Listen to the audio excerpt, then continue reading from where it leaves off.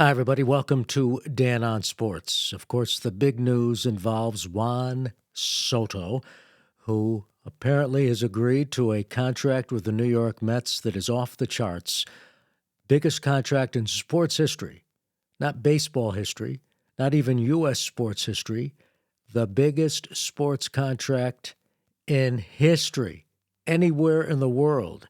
A 15-year, $765 million deal that could exceed $800 million because after the fifth year of the deal, after the 2029 season, there is an opt-out for Soto.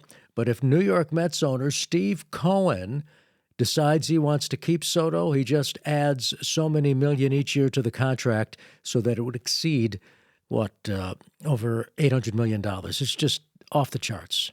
So I want to congratulate the Mets. I want to congratulate Steve Cohen, the owner of the Mets. He set out to get Soto, and nobody was going to beat him. I want to congratulate Juan Soto. But guess what? This is not a sad day for the New York Yankees. This is not a sad day for the Boston Red Sox. This is not a sad day for the Toronto Blue Jays. Those three teams, particularly from what I've been reading, the Yankees and Red Sox, in addition to the Mets, were really heavily pursuing Soto, although the Blue Jays were also reportedly in on the chase. It's not a sad day for them. In my opinion, Steve Cohen has done those teams a favor. Look, Cohen did nothing wrong. He's got deep, deep pockets. The Athletic reports he's worth something like $21.4 billion. Think about that for just a moment. $21.4 billion. Supposedly, he was able to close the deal when he and his wife had Soto over to their house in California. The other teams, their representatives, including Hal Steinbrenner of the Yankees, went out to a hotel near Scott Boras' office, the Scott Boras agent who represented Soto. He's got an office in the Southern California area, the LA area, and supposedly all these other people met at a hotel near the office of Boras. But in the case of Steve Cohen, he and his wife, remember, they're billionaires, they have a place out there near L.A., and so they invited Soto over to their place to explain the reason why they wanted him to come to the Mets. I don't fault Soto for going after the money. You heard a lot about, all things being equal, he should have stayed with the Yankees, and the Yankees made a very competitive offer. Their final offer to Soto, although it was not up to what the Mets offer was pretty close. Pretty close. I mean, the Mets offered 15 years, $765 million, a $75 million signing bonus, and no deferred contract, no deferred money. All the money was going to be up front.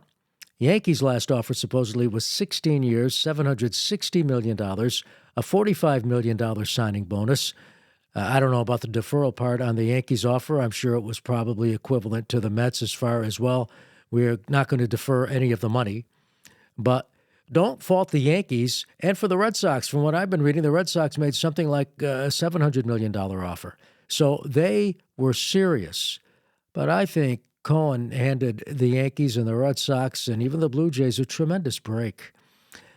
I'm not so sure these teams would want to be in a situation where they are tied to that kind of a contract for that long of a period. Let's put it in perspective. There's a good chance, and there's also a chance that some of you watching this video, taking the time to watch the video or listen to the podcast, are not going to be alive by the end of that contract. I mean, I'm not so sure. I'll be alive when that contract is over. When? In 2040, is it? So that's how long that contract is. Who wants to tie themselves down to that kind of a deal, no matter how good Soto is? And let me tell you, Soto is a very talented player represented by quite an agent who's very good at getting what he wants. In perspective, Juan Soto is an average defensive player, very average in the outfield. I can tell you, watching him when he played with the Yankees this past year, there are times I would hold my breath when a ball was hit to the outfield, particularly one in the gap or one that might require a catch beyond the ordinary, which another outfielder would make. So his defensive abilities are average at best, and he's a lifetime 285 hitter. Now, that's not to downplay his other statistics. He's way up in so many areas for a player who has competed for just 7 years. He was 19 years old when he started playing in the major leagues. 19. So, I'm not being overly critical. He's a talented player. Is he that talented to demand that kind of money? Well, he demanded it and he got it. So you have to tip your cap to him. But you see what happens with a lot of these long-term contracts. Giancarlo Stanton comes to mind, although he's a very good postseason player. Bryce Harper. Bryce Harper has gone down a notch or two. And he signed that, what was it, I lose track, a 12-year contract with the Phillies? Maybe it was 14, I lose track. Soto's only 26. His best years are ahead of him. But man, oh man, are you taking a chance? And he's got to deliver. The pressure is on Soto. The pressure is on the Mets. I write about that in my latest newsletter, which you can subscribe to. Go to sportscasterdan.com to subscribe to the newsletter. Look, I think Cohen has done the Yankees, the Red Sox, and the Blue Jays a big favor by not making that much of a money and long-term commitment. We're talking about over a decade, and the money which these teams would be saddled with, even supposedly big market teams like the Yankees and even the Red Sox. Yankees made a decent offer, more than a decent offer. The Red Sox made a decent offer. It just wasn't to be. And that's the final part of this story. There was no way Steve Cohen was going to be outbid. He wasn't going to be outbid by anybody, particularly his crosstown rivals, the Yankees. He made it known the Mets are not going to play second fiddle to the Yankees anymore. And I get it. He's got the money. He's done nothing wrong. I think the game of baseball itself, Major League Baseball, is in a big, big mess, and we'll save that for another commentary. As far as the haves versus the haves-not, they're in a big, big mess, but we'll save that for another day. My point is, congratulations to Cohen, to Soto, and the Mets.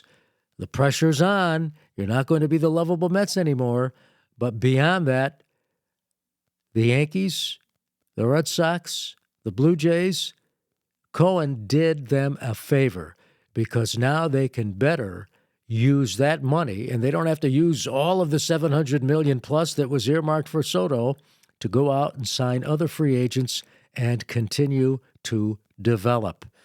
And it's going to take a lot of pressure, believe me, a lot of pressure off of those teams.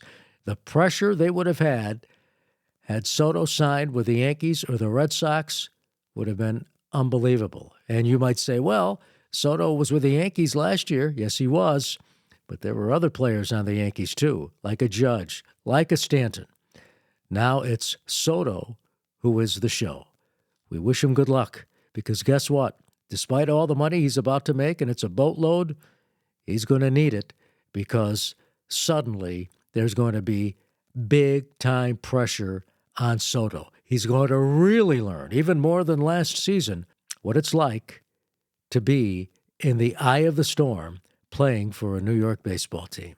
That's going to do it for Dan on Sports. As always, thanks for watching, thanks for listening, and thanks for subscribing to the podcast and also to my newsletter at sportscasterdan.com.